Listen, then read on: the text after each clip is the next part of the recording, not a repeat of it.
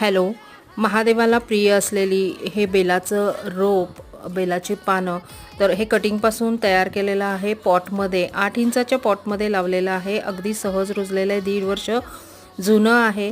कटिंगपासून तयार केलेलं असल्यामुळे खूप पटकन हे रुजलेलं आहे. पूर्णपणे उन्हात ठेवलेलं आहे. रेग्युलर खतं ह्याला दिली जातात. फक्त कांद्याचं सालीचं पाणी ह्याला देत नाही.